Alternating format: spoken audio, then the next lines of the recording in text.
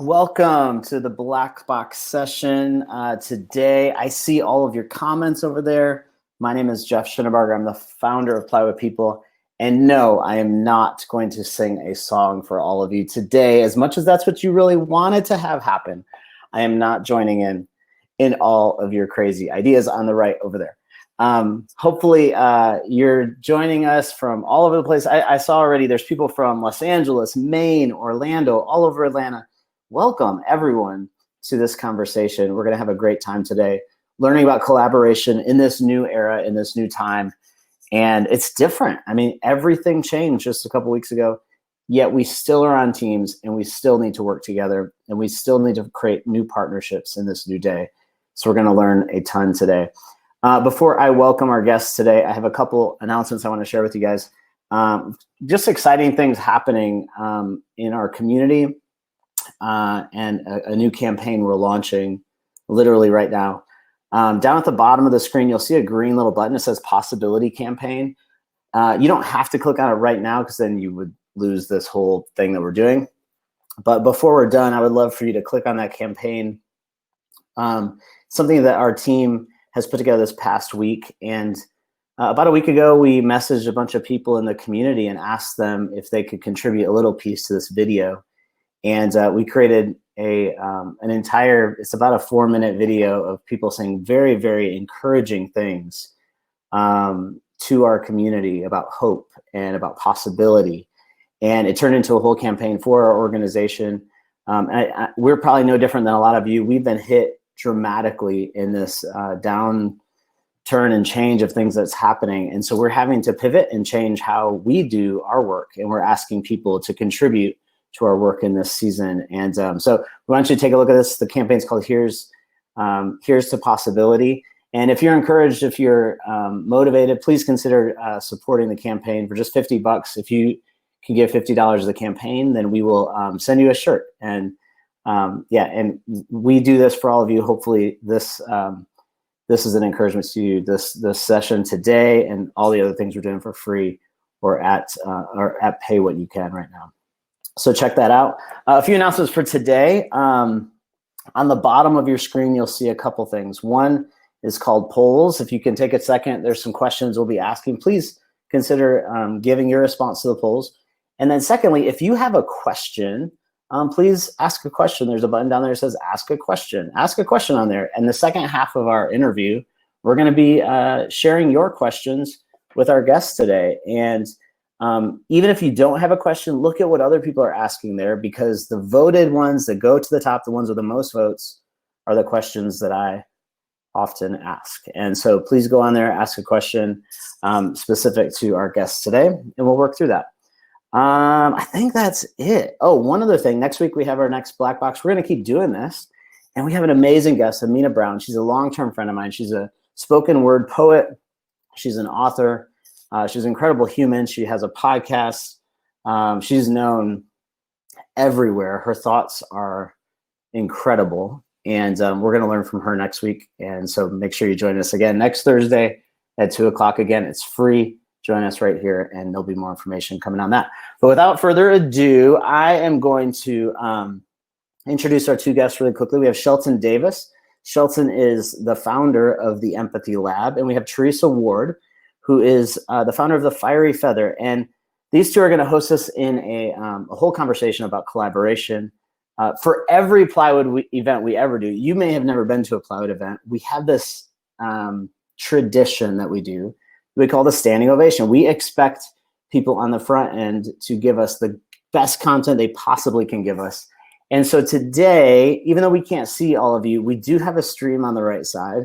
So in whatever emoji you want that represents your standing ovation for these two guests, as I invite them in, please give them a warm welcome. Plywood presents Shelton and Theresa. Here they come. Hi, everyone. Hello, hello. Yay. You seeing all the love over there, you guys? Feeling the love. Oh, my gosh. Yes. Can we do this every day? My goodness. I need this every day. Isn't that fun? Yep. even in a digital age with emojis, you can feel good about it, right? I love it. I Uh, have to give one back. Hold on. Oh, There we go, y'all. I love it. That's my emoji for y'all. Thank you. Well, let's get started. Theresa, can you briefly share with us a little bit more about what you do, kind of who you are and what you do? Sure. So I call myself a productivity consultant. What does that mean? My mission is to help teams, individuals and teams, get things done and enjoy the journey simultaneously. So I naturally, right, am the kind of person who is very structured and organized. And so I can help people with like priorities and time management and project management, organization, and things like that. But we've all worked with the person who's really efficient and organized and also miserable. So I try to help teams strike that balance where you're getting things done and you're churning out results and it feels effective, but it also feels like loving and there's a good culture and we're all communicating with each other. So a lot of times your time management workshops that you would get with the Fiery Feather are also balanced with things like collaboration, understanding personality types, how we empathize with each other. And so both the hard and the soft skills. I love it. What a great transition. And Shelton, can you share a little bit about the Empathy Lab and what you're building and what you're growing? Definitely. So right now I'm a stay-at-home teacher, but with the Empathy Lab, it's a recognition that recognizing that empathy is a skill that we can build and build upon. Yet it's something like balancing your checkbook that you're not taught how to do. So as an industrial designer and experienced designer, I realized the impact that it has in me being able to do good work for the people that I serve. And so I'm trying to figure out, we're teaching people some of the basic steps, like it's a sport, of how to be more empathetic, to know what baggage is going into your conversations, how to not be as judgmental so that you can actually listen and hear people. So trying to help people improve their empathy skills, like it's jumping and running, right? Run workshops, do things like this and speak with amazing individuals like yourselves and get to collaborate with Theresa all the time. She makes me look so good. So thank you for having me. This is great. And it's funny you brought up you're a teacher right now. I mean, is that the hardest relationship to collaborate on? Like I'm asking this first person. I'm in it. I got 2 kids. I'm in it with you. How does that play out today for you? There is a new level of patience that I've had to find, especially with like that's not just the teacher. You are both. You're the nurse. You're the teacher. You're the lunch lady. I'm a really good lunch lady. I clean all it's this patience of trying to get this collaborative effort with a 5-year-old and a 9-year-old and then like work. It's patience at this point. Yeah, it's interesting. Like, sorry, I'm already going off track here as you guys are both talking and the people that are closest to you are often the hardest to have empathy with. Is that a fair statement? Yeah. I mean, I think so, especially Shelton, because of what we've been talking about with Empathy Lab over the last couple of weeks, which is baggage. Yep. It's really easy sometimes to just like share a secret with a stranger on a train, right? Or, be vulnerable with people that we barely know because we're not bringing a lot of baggage into the relationship. But with people that you love, a collaboration activity, right? Like making lunch together also is like, oh, well, you burnt the mac and cheese last week and you're bringing in all this baggage, right? So a single activity is not ever a single activity. There's so much around those activities. Yeah. I mean, I think we're feeling it all so much right now. Whoever is in a home with you right now, you're feeling this someday, like literally some moment you're collaborating at the closest level where everything is awesome, in literally 15 minutes, it all falls apart, right? Like we're in it right now on a personal level. Truth.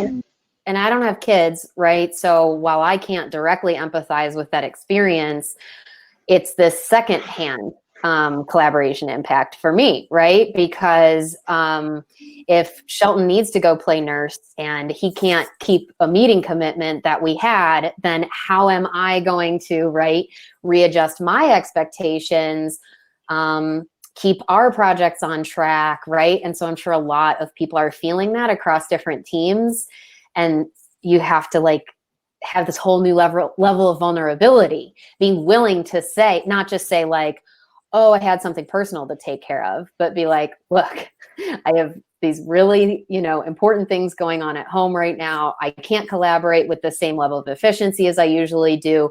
It's going to impact our bottom line. It's going to impact how efficient we are together. And then, okay, we just got to readjust as we go. Yes, emphatically yes. This is what I've been doing in the past. But to that point, we're all in this same struggle together right now.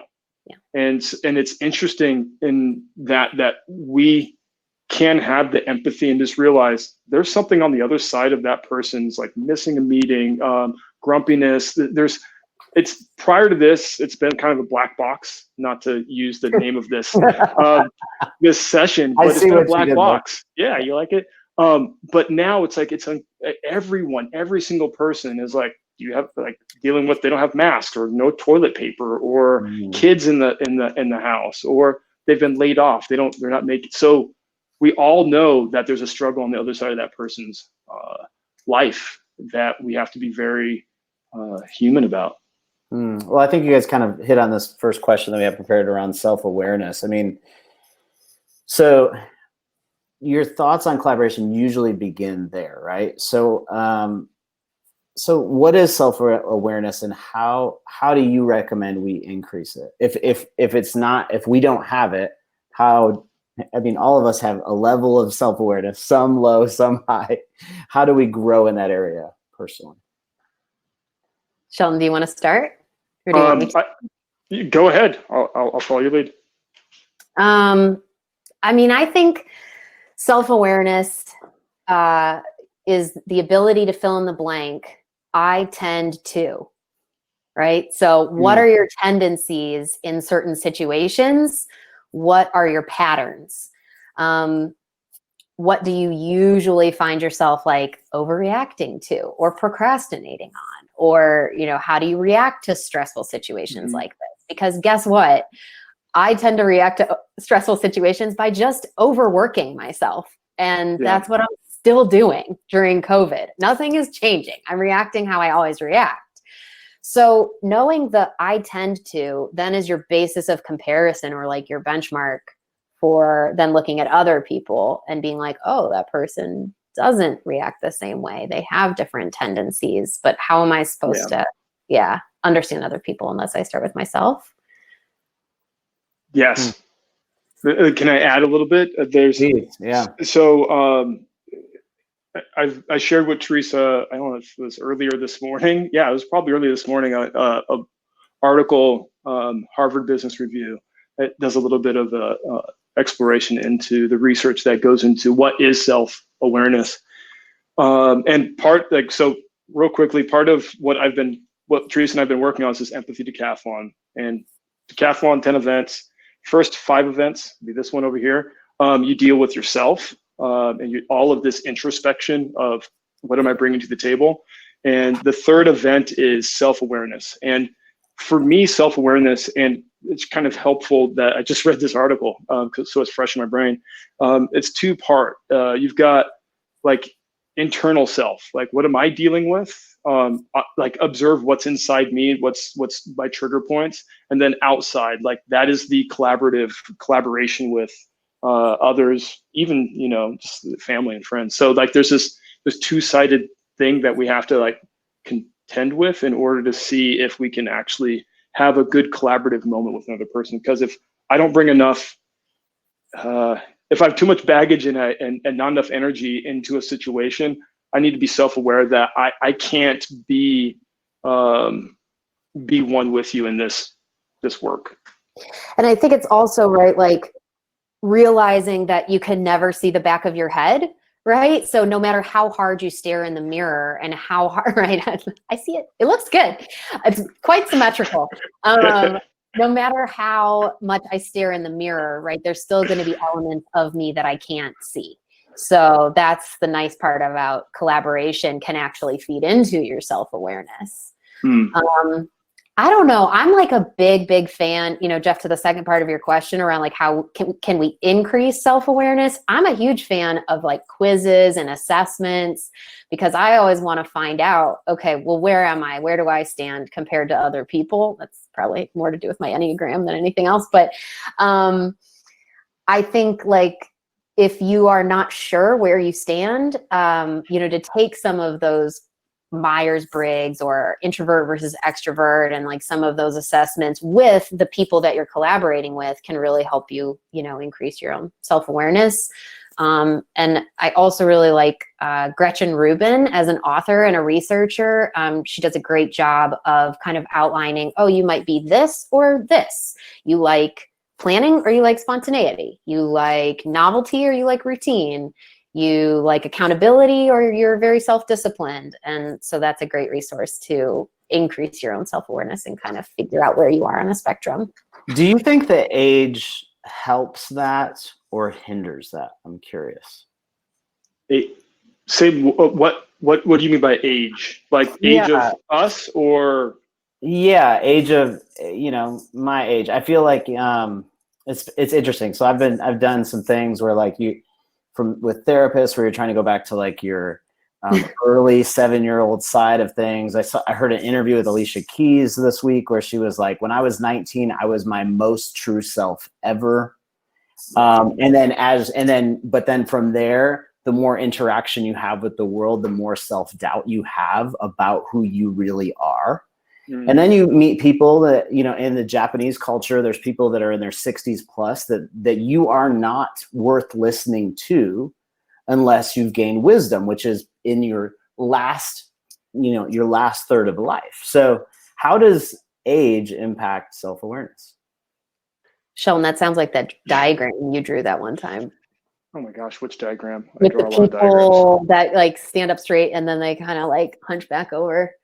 Oh, yeah. I won't go there, but because that's a long, deep one. But I don't know. I have a big problem when it comes to time. And I think it's more of experience, life experience. And I think that's where if you realize through life experience that you need more self-awareness, you can kind of like open up your ability to take stock of yourself and those things that are around you.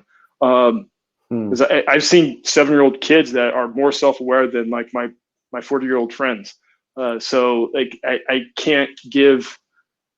It's hard, and some people there's an innate ability to do that, but that doesn't mean that it's not learnable over time, because self-awareness and the world and us always change. So as a practice, if we become stagnant, things pass us.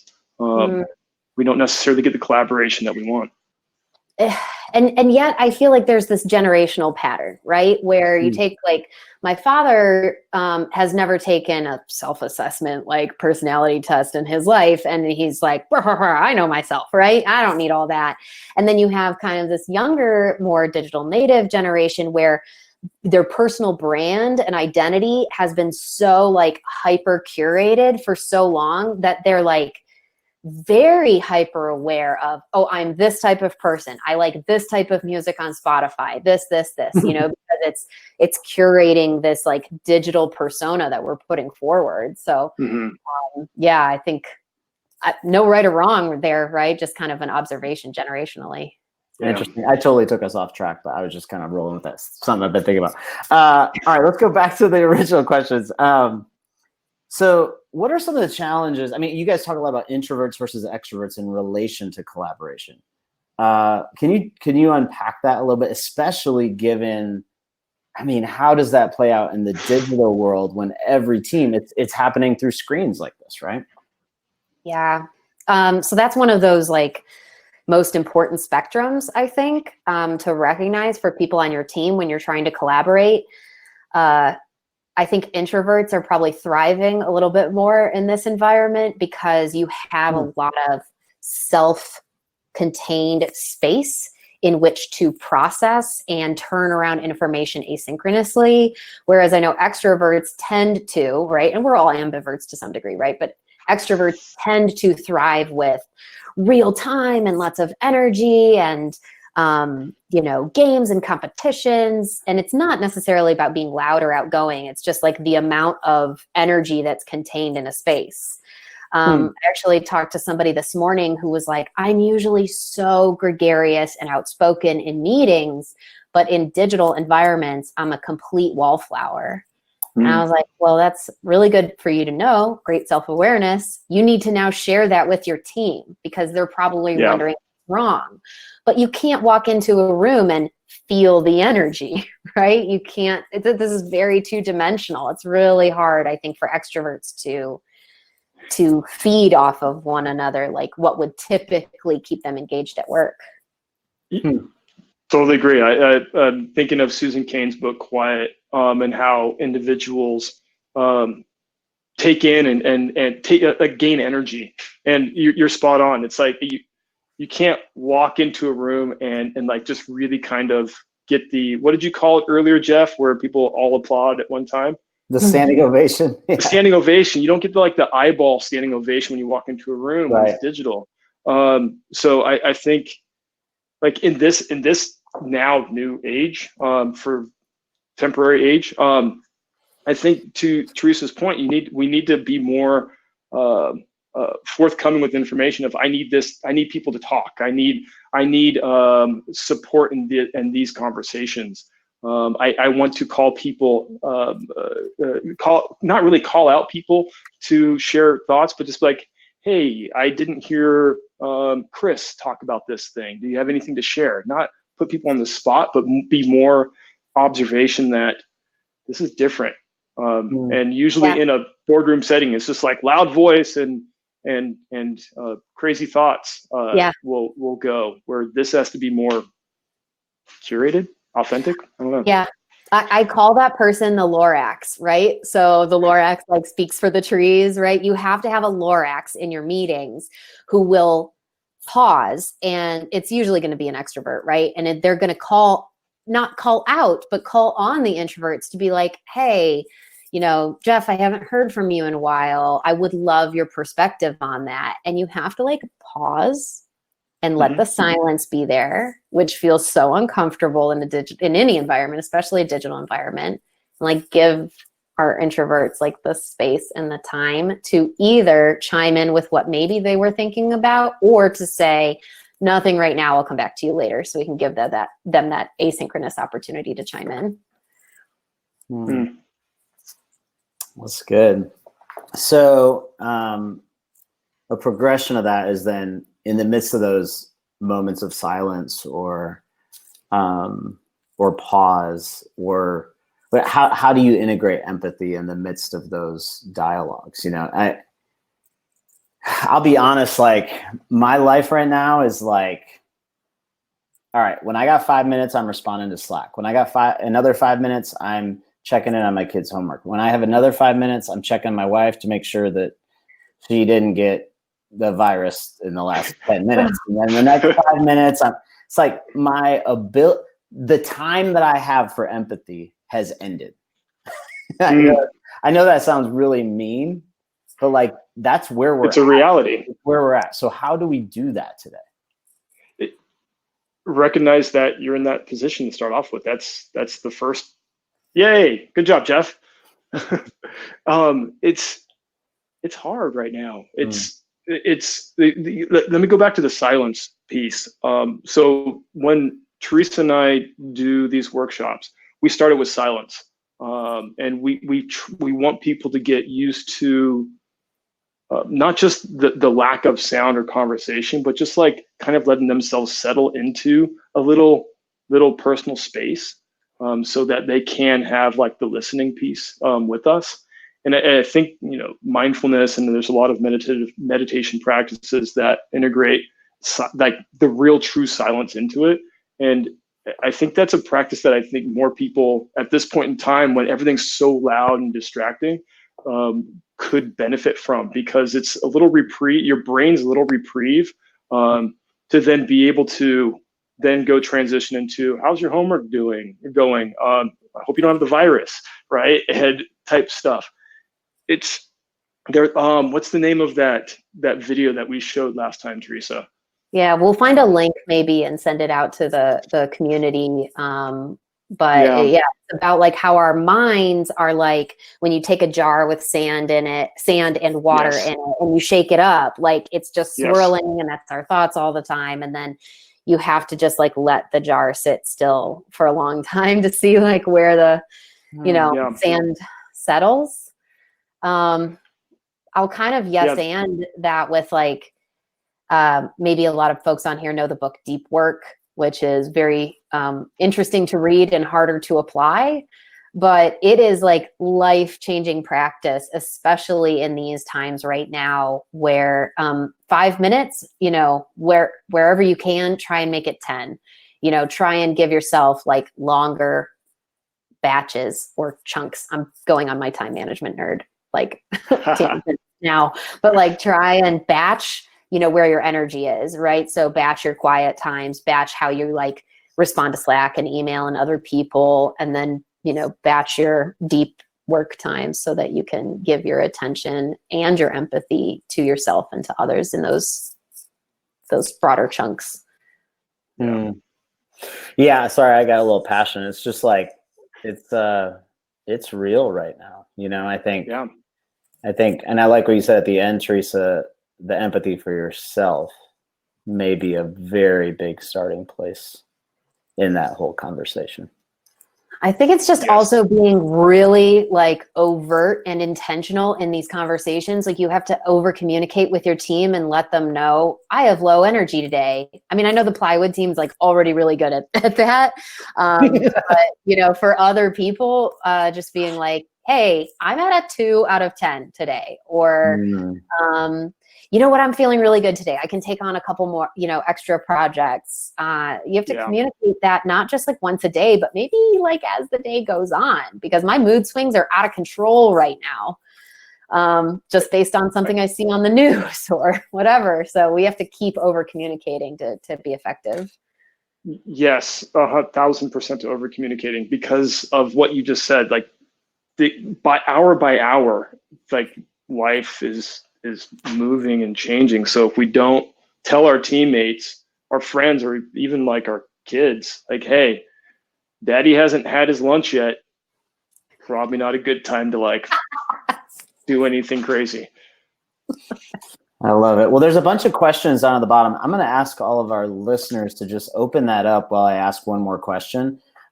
Open that up and like vote on the questions that you think are most important, because there's already like 8 questions in there. So get in there and look at them as we ask one more question, so we can ask the best of the collective. I love that little tool that this program has.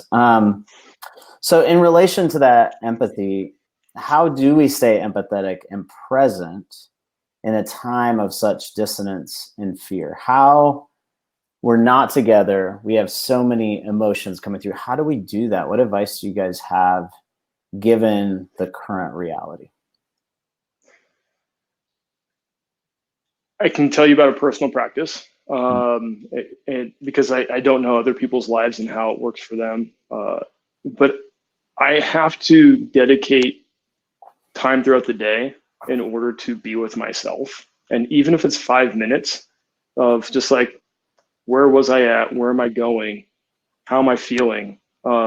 It's a good, settling of the jar of sand that is like our mind, that's swirling around.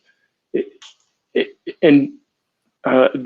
think in meditation, most practitioners talk about your mind's going to wander. It's okay. Bring it back to center. I think with empathy, it's going to be really hard, but I kind of always have it in your mind that I need to be kind to myself so that I can be kind to others. Throwing pens over here. and you have to give yourself time and space to do that, like to be kind to yourself. So I don't know, Theresa, you have probably a calendar worth of like how things are going. Do you put like be nice to Theresa on your calendar? I do. I have to. And it's color coded and everything, right? So I have time blocked to meditate every day. I have time blocked to journal. I have time blocked for like reading, contemplating, talking to my coach and my mentor, working out, right? Doing yoga. And those are, here's a sneak peek into the craziness of my color coding. But those are all dark green, because green, right, is like the color of money. And when I think about wealth, like the things that are like dark green are like health is wealth, right? So my own personal like mental health is really what will create a rich life for me.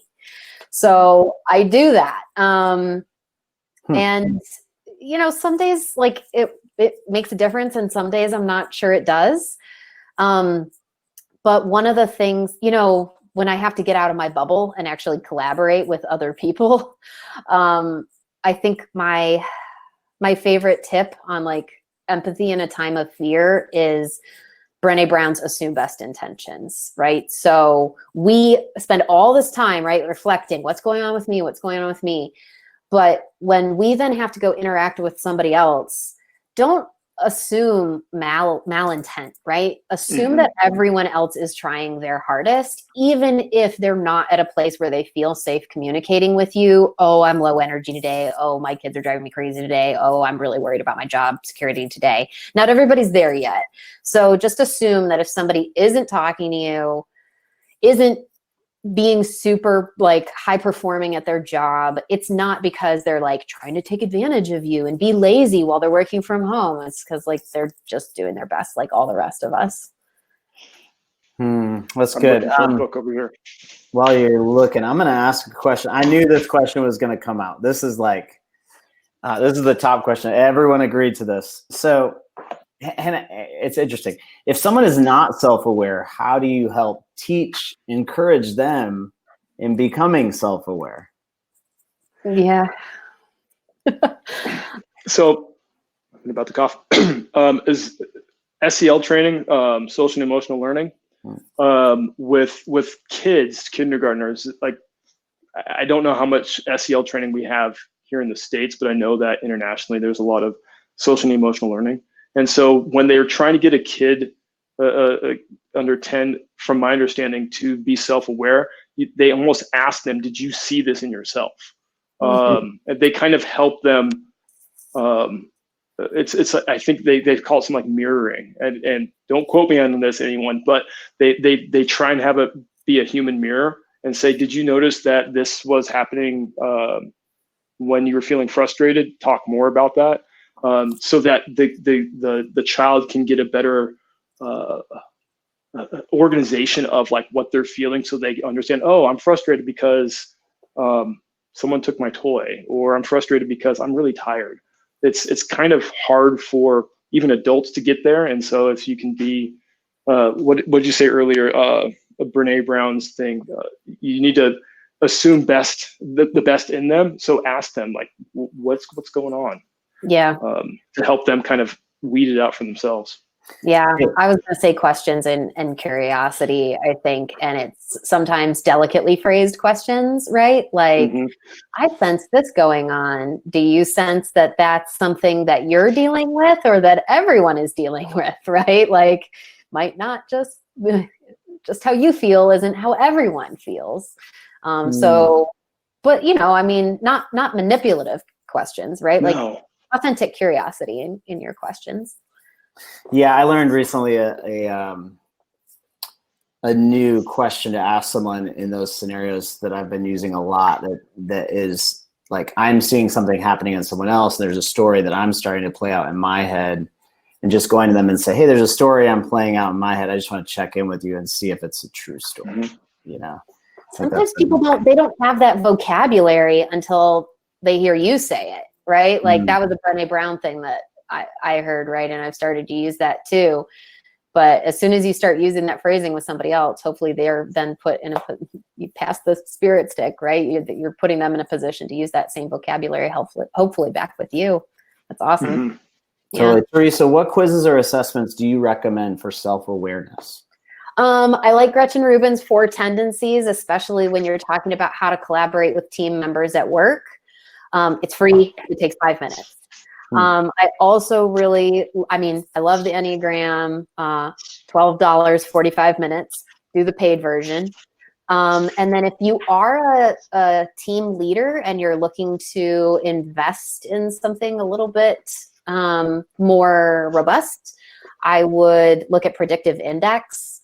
Recently, that one has been really, really impressive in just like, once you know the information, how often it comes up again and again, and like, oh yeah, that's why you're doing that. That's why you're doing that. That's why you're doing that. And that is just like such a gift. That's good. I haven't ever heard of that one. I, growing up, the son of a motivational speaker guy, pastor, all those things, I started doing self-aware, like self-tests, all the different tests when I was like 6. It was like on family vacation. That's the first one. This is the first one I haven't heard, Predictive Index, which I'm like, there's one I don't know. I got to go take this test. So my job here is done. Thank you. Thank you so much, Teresa. All right, I'm going to ask this one. I'm going to go back and forth here to make sure you guys each get a question here. Shelton, how do you balance what you need and what those around you need? Ooh. I don't do that well sometimes. Most of the time. And I think that it's because I overextend myself, to be completely honest with everyone. And I'm sure there's a lot of other people that can agree with that. But the balancing between what I need and what others need.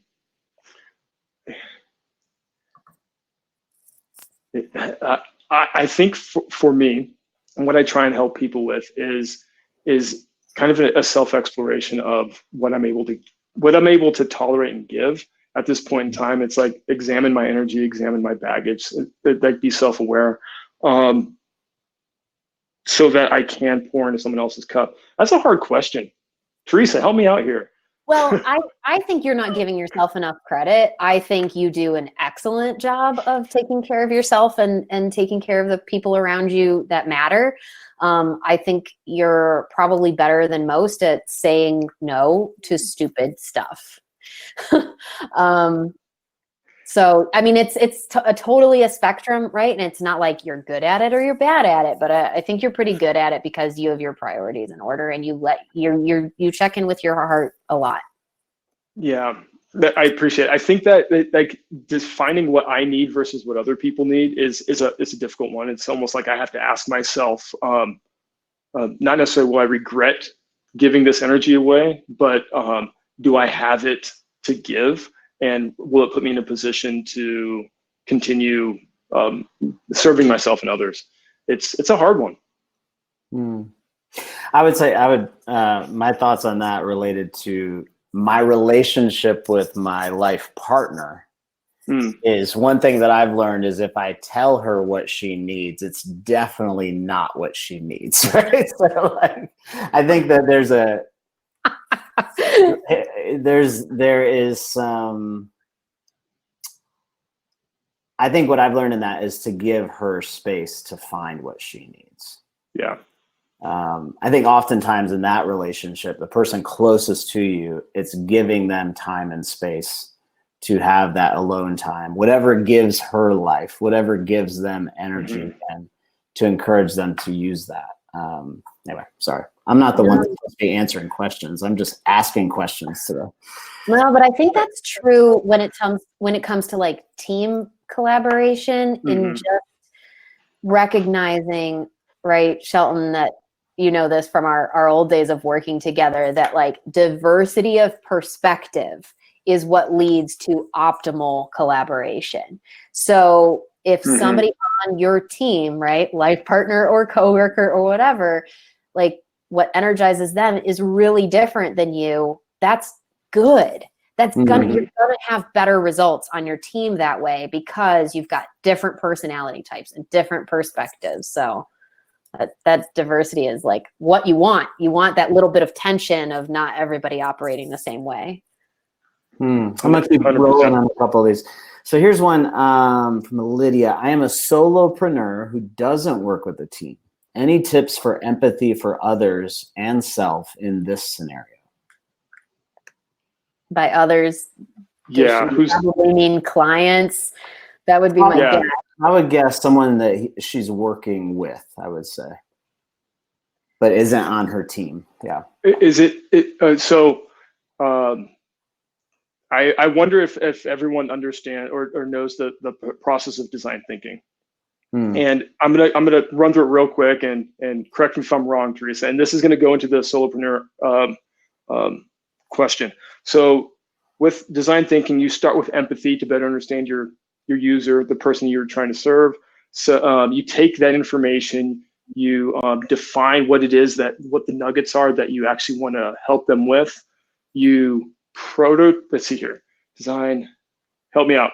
Prototype, define, ideate. Ideate is the third piece, where you take what you've learned from empathy and start building something that could be tested with that other person.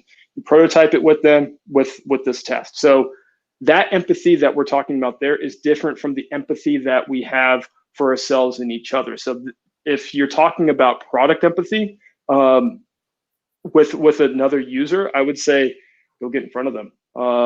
But if you're talking about just like empathy for yourself in the situation of being an entrepreneur, you might, I would suggest kind of getting around other entrepreneurs that are kind of in the same boat.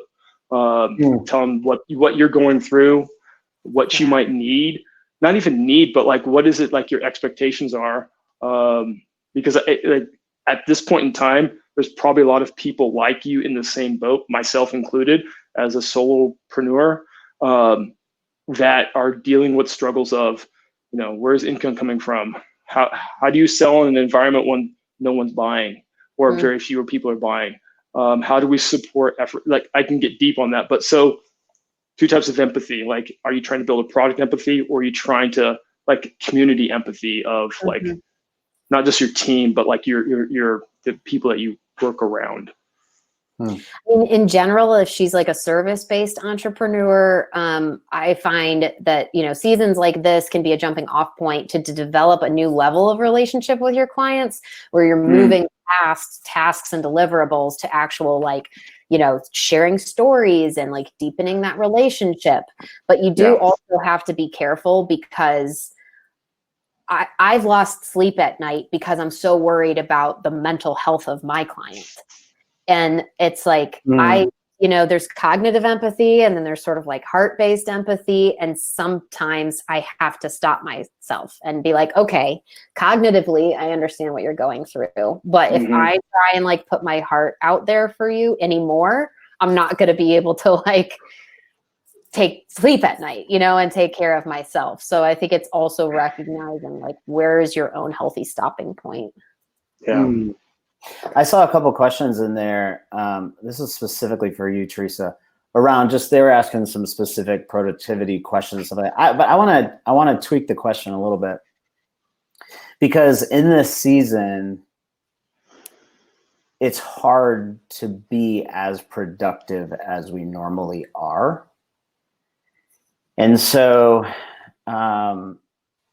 any thoughts you have on productivity in the midst of this very unusual time, and how we view ourselves? Because oftentimes we view ourselves based on what we accomplish. Yeah. Right. Unpack that for me. What do you think? That's where I was going to start, is like, let's gut check ourselves on what productivity means. Does it mean efficiency and churning out deliverables? That's not the kind of productivity that I'm talking about. I'm talking about productivity means what is right and relevant for you based on your purpose. So that might be taking a nap. And like yesterday, I gave myself almost all day off of the screen and I put shelves together because that's what was productive for me in my life and my purpose and my big picture goals. So make sure that during this season, you're gut checking your why, right? Going back to some of those goals that maybe you set at the beginning of the year and realizing which ones you're just going to have to surrender or put on pause versus which ones make sense to move forward with. Because it's easy to get in a trap of just feeling like, oh, I got to stay busy and just like churning things out. So yeah, I don't know. I don't think it has to be harder to be productive. It's just maybe a different flavor. It might be harder to be efficient because you've got, you're at home and the dog's barking and you got to, put a Band-Aid on the kid or whatever. But it's still very productive to take care of your family. All right, this one got a lot of votes. Any tips on how an introvert can deal with over communication? It can feel distracting. Do not disturb. Turn off your notifications and only check your notifications like once an hour and then take care of it all. Yeah. Are we talking about like over communication in this new like work from home world? Probably. That's a guess. It doesn't really say. Yeah, it's a guess. Yeah, protect yourself, like boundaries. I think someone put it in about something else earlier, but how do you set up do not disturbs? And I only check my email between these hours of the day. If you want to talk to me, talk to me after lunch, after I've eaten, you'll get a good response. Yeah, it all depends on your work situation. Hopefully, right, if you are an introvert, you have a manager or maybe a mentor or an advocate that you can talk to where you can really just let them know, right? If you don't have that kind of psychological safety with your whole team, tell one influential person on your team that like, this is what I'm struggling with. This is what I need. And have somebody else, kind of be the bodyguard for you, the opposite of the Lorax, right? So like, somebody who can help you set those boundaries. If you are also, an obliger and you want to people please, that can be a really, really hard combination. Well, before we wrap this up, I'd love to hear from each of you, like kind of one last thought in the midst of the season that we're in, as you consider collaborating with people, whether that's in the closest proximity or a team, or maybe even collaborating with friends around what to do for your other friend's birthday. I mean, it plays out in all these different ways right now. What's one last thought you'd want people to remember from this conversation? Theresa, you go first. I think it does kind of go around like that whole celebration. Remember the points of celebration and reward. So there's another assessment that I really like that's like, what's your appreciation language? It's like, what's your love language, but work style. And that's a great one for teams to look into so that as you can collaborate, you just have that, oh, I'm going to get a gift at the end of this, or I'm going to really give that person some words of encouragement, or I can't wait to spend some quality time with you when we're together again. Like that kind of stuff. Keep the rewards and the celebration in mind. That's really good. What about you, Shelton? All right.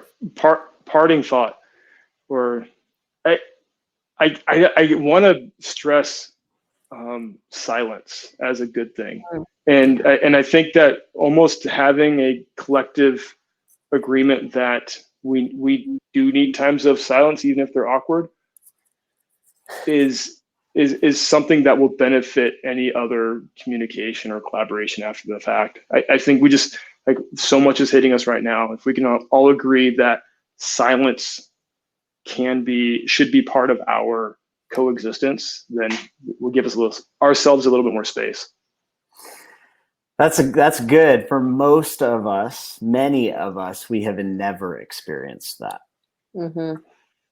So I would say for me, I had not experienced silence until about 6 months ago. And that was a new experience for me. It was actually really intimidating to have moments of silence. Mm-hmm. Where do you begin if you've never experienced that before? I would suggest there's, I don't know if you do any meditating or just that type of stuff, like Calm, or what's the gentleman's name? Waking Up app. I always forget his gentleman's name, but they have small things where it's just silence with yourself, right? They might be talking you through something just so you can get okay with, like, hey, I don't have to do something. Wait, I am doing something. It's with myself. So yeah, that's where I've started and where I kind of come back to in order to like reestablish that practice. Love it. Thank you so much. There was one question that was asked that was very specific to me. Somebody asked, I'm gonna call it out. If I were to sing a song, what song would have been my choice? It would have probably been all 10 or 12 minutes of Rapper's Delight, every single word. I would have done the whole thing for you, but we ran out of time. And so today I can't do that for you. I definitely would have gone there for it. I'm just kidding. You guys, thank you so much for joining us today. You hit on so many things. I took a ton of notes. I'm already signing up for the predictive index right now. I'm so thankful the stuff you said specifically.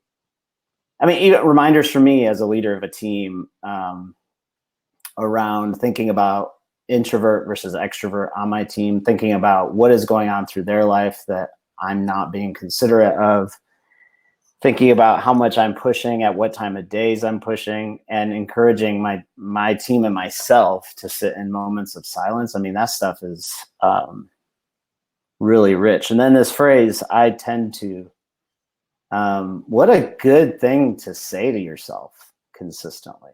Like, just, it's kind of a, and to others. Yeah. Like it's like a check-in that I don't know that I've ever said that to myself. So I really appreciate you guys giving that advice to me as much as anyone.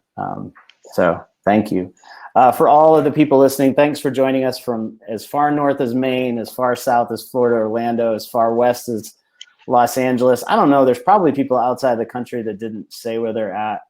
Thank you for being a part of this. We'll be back again next Thursday at 2:00 with Amina Brown. And again, please click on that link before you're done, the Possibility Campaign. Consider giving some contribution to our organization so we can keep serving all of you. Again, Theresa, Shelton, standing ovation to you. Thank you so much for joining us. Thank you for having me. Be safe. Having everyone. Yay.